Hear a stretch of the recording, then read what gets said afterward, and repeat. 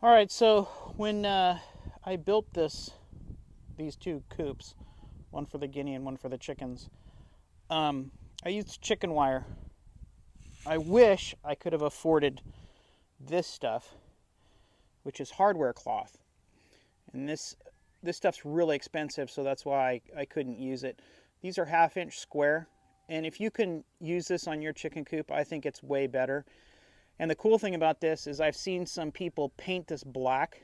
They'll get a roller and put black paint on it, and it disappears when it's up on your structure. You don't even see it. It's really amazing.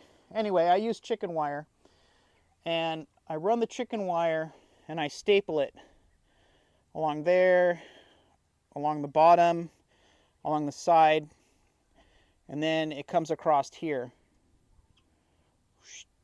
And then I get another piece and I run it up there, I staple it, then I staple it across the top, and then down. So then I have these two pieces right here that need to be connected. And if you see, I use hog rings. And I squeeze the wire as tight as I can, and then I put hog rings in there. And it makes it really tight. And I'll show you here what I use. So I bought a Porter Cable little staple gun. And these aren't too expensive. And you get these staples for it. And they're 18 gauge, 3/4 inch long, 7/32 in width. And that's them right there. So they're 3/4 inches long. And that goes in plenty far. And then they call this 7/32 across the top. But they're small. And you know, you've got a couple thousand that you have to do. That's why I got the staple gun. And then the hog rings, I use this little Dewalt tool right here. And these are the hog rings that go on there. And they call them hog rings because they put them through the hog's nose, which keeps the hog from rutting in their pens. But these are really cool.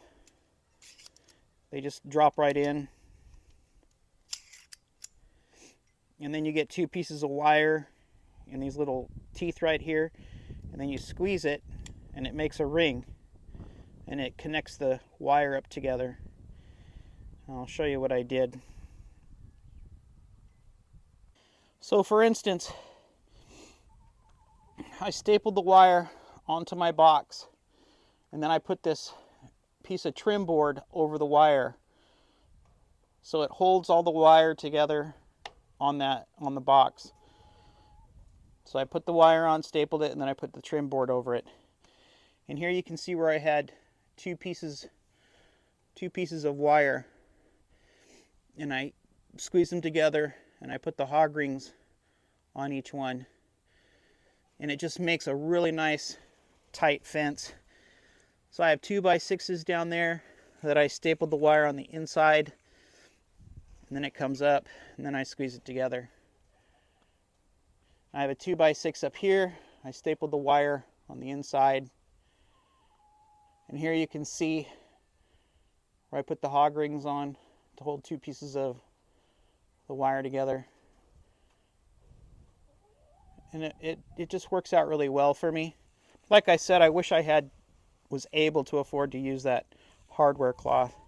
Makes a big difference. And then I got another 4x4 sunk here, ran my wire across it, and then put a piece of trim board over it. You know, it hides all your little staple holes, and it just makes it a lot cleaner and a lot tighter. Excuse me, ladies. Same on the corners. Got my wire in there, then my trim board up. And then at the door, stapled all my wire up, and then put trim board up to cover all the edges. And then here on the guinea coop, you can see I haven't done the trim board yet. I still have to do that. I got my wire stapled up. I still got to put trim board over it. On the chicken door, same thing. Got all my wire stapled in there. This piece has a trim board on it because I had to put my latches on there and my handle. So I got a piece of trim board on that.